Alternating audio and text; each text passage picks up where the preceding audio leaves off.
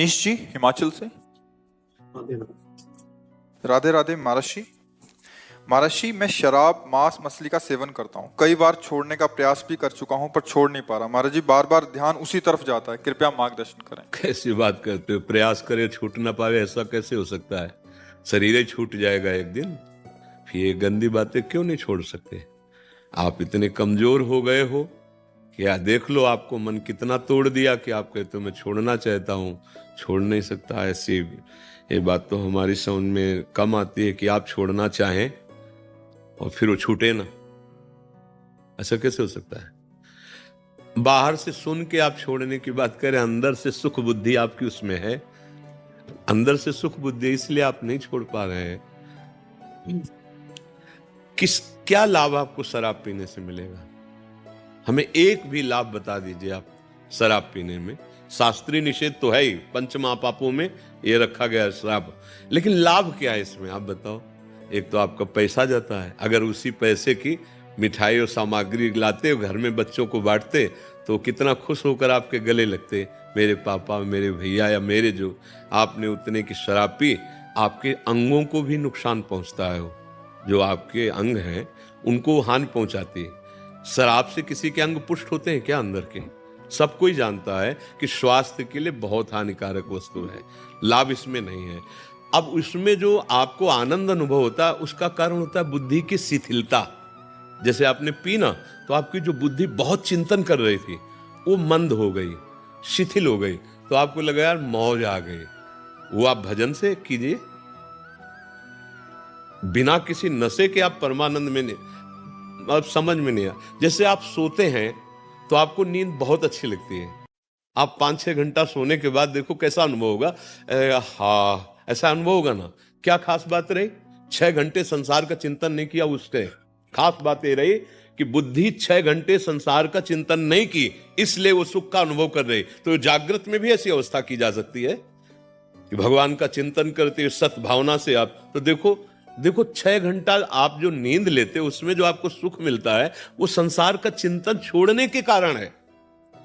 आप 6 घंटे संसार के चिंतन से रहित रहे तो आपको लगा हाँ, और इंद्रियां बलवान हो गई, चेतना नई जागृत हो गई। और अगर ये ऐसा जागृत में हो कि असत चिंतन संसार का हो ही ना, तभी तो चलते फिरते उठते बैठते महात्मा समाधि में कहा जाता है, क्योंकि भगवान के चिंतन में रहता है। भैया, जो शराब से तुम या किसी नशे से, आप देखो गंभीरता से देखना, वो तुम्हारी बुद्धि को शिथिल करता है, तुम्हारी चेतना शक्ति को शिथिल करता है। तो तुम्हें लगता है कि बहुत मस्त है। जहां तुम्हें हाथ रखना चाहिए रखने के सामर्थ्य नहीं, जहां पैर रखना चाहिए वहां रखने के सामर्थ्य नहीं, जो तुम्हें बोलना चाहिए बोलने के सामर्थ्य नहीं, तुम्हारी सामर्थ्य को वो दबा दिया।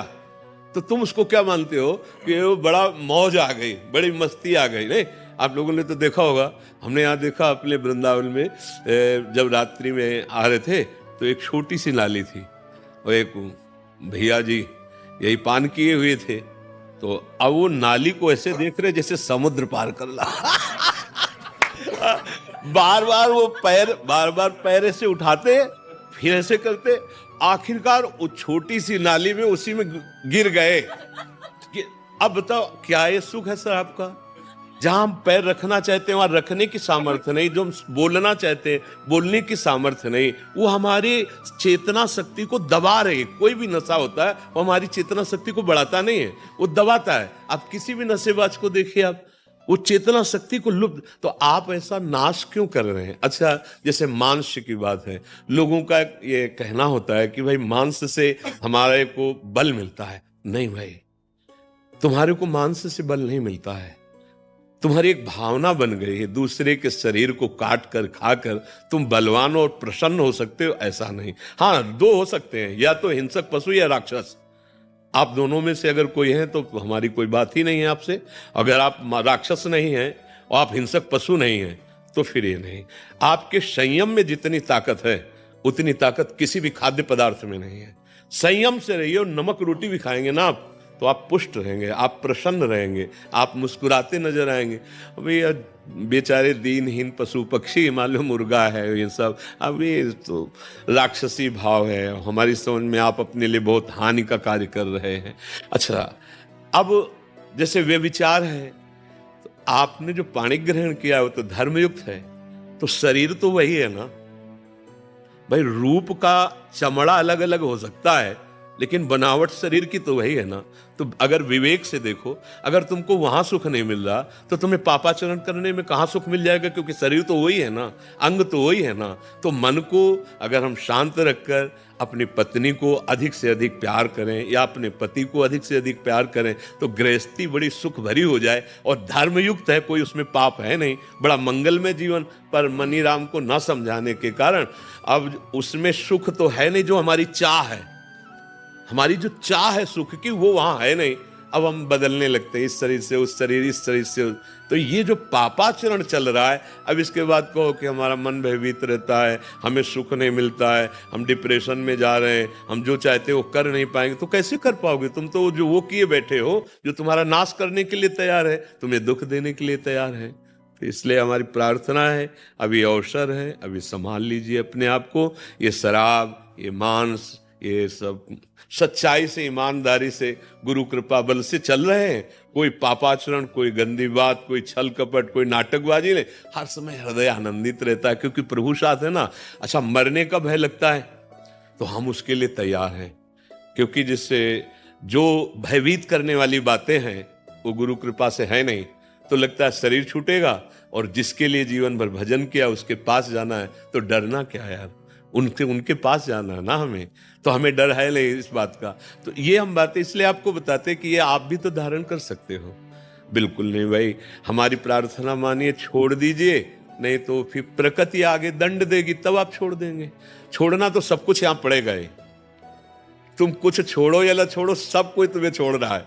देखो, बाल्यावस्था छोड़ के जवानी आई, जवानी छोड़ के बुढ़ापा की तरफ कुछ पकड़ पा रहे हो क्या? सब छोड़ रहा है ना तुम्हें। तो अगर पहले से छोड़ दोगे तो बुद्धिमान हो जाओगे, भगवान को प्राप्त कर लोगे। जैसे कोई चद्दर हमारा छीनेगा, हमें पता है गेट के बाहर, तो हम पहले उतार के हाथ में रख लेते हैं, ये ले लो भाई, झगड़े की जरूरत नहीं। तो माया छीन लेगी। सुत बनितादि जान स्वार्थ रत, ना करु नेह स्तभीते, अंत ही तो ही तजेंगे पामर, तू न तजय वहीं ते, मन पचितई है अवसर बीते। गोस्वामी तुलसीदास जी कह रहे हैं। तो पाप कर्म काहे कमा के जाओ, ये खेती है मनुष्य जन्म। आप नारायण बन सकते हो, आप भूत बन सकते हो, आप मनुष्य बन सकते हो, आप नाली के कीड़ा बन सकते हो। आचरण, आचरण, आचरण तुम्हारा अगर सही है तो सच्ची मानो, बिना कोई सुख सामग्री नहीं, पर हृदय आनंदित रहेगा। और आचरण सही नहीं तो जलोगे। बड़ा पुण्य किया महाराज नहुष ने, और बड़े यज्ञ किए तो देवराज इंद्र पदवी मिली। देवराज इंद्र पदवी कोई छोटी मोटी थोड़ी, त्रिभुवन का स्वामी है। अब नशा चढ़ा पद का भी नशा होता है ना। को नर अस जन्मा जगमा ही, प्रभुता पाई जाय मदना। अब उनको लगा हम त्रिभुवन पति, हमारी आज्ञा सब। तब उन्होंने कहा कि भाई देवराज इंद्र जो पूर्व थे, उनकी पत्नी सेवा में आवे। अब इतनी अप्सराएं हैं, इतनी सुविधा है, लेकिन पदाभिमान पापाचरण के लिए प्रेरित किया। अब वो भाग के गुरुदेव की शरण में गई, बृहस्पति जी की, कि भगवान अब आप ही हमारी रक्षा कर सकते हो, और आपने वचन दिया था कि तुम शरणागत हो, जब कभी कोई दुख पड़ेगा। तो अब भगवान इससे बड़ा दुख क्या कि अब ऐसा है, त्रिभुवन पति पद पे बैठा हुआ है और इसकी आज्ञा का पालन करना होगा। तो उन्होंने बहुत बुद्धिमाने से कहा, हाँ जाओ, कह दो कि हम तुम्हारी शर्त स्वीकार करती हैं, पर अभी तक जितनी सवारियों में हमारे महाराज इंद्र आते रहे, आप उनमें से एक भी सवारी में मत आए। आप कुछ ऐसा अलग आए सवारी में जिससे हम प्रसन्न होकर आपका स्वागत करें। तो वो पूछेगा तुम कि क्या सवारी से? बोलो तुम ऋषियों की सवारी करके, ऋषियों को से पालकी ढुला के आओ। बोले सर्वनाश की जड़ यही होगा उसके, वो अभिमानी समझ नहीं पाएगा, मारा जाएगा। ऐसा ही किया। सची जी गई और कहा कि हम आपकी जो आज्ञा गई थी उस पर विचार किया है। तो कभी एरावत पे देवराज इंद्र आते हैं, कभी विमान पे आते हैं। हम चाहते हैं आप ऐसे सवारी पे आओ कि आज तक कोई इंद्र ऐसा किया ही ना हो। तो उसका आदेश कीजिए, तो आप सप्त ऋषियों की पालकी जुतवा और उस पर बैठ करके आओ, और शीघ्र आओ आप, हम आपके मिलन के लिए महल में इंतजार कर रहे हैं। अभिमानी आदमी, पापाचरण करने वाला, ये जान नहीं पाता कि मेरे नाश का कारण क्या है। अब जो जगत बंदनी ऋषि है, उनको पालकी में आज्ञा कर दी जोतने के लिए, था वो तो देवराज की आज्ञा है। अच्छा, इतना व्याकुल हो गया कि कहा सर्प सर्प सर्प। सर्प माने होता तीव्र गति से चलो, हाँ जल्दी। लात मारी ऋषि के मस्तक पे, कहा सर्प। बस लौट पड़े और कहा कि नीच पापी, तू त्रिभुवन पति पद पर बैठ करके और हम ब्रह्म ऋषियों को पाल, जा सर्प हो जा। तो 10,000 वर्ष तक अजगर योनि को प्राप्त हुए। कहां देवराज इंद्रपद और कहां अजगर योनि।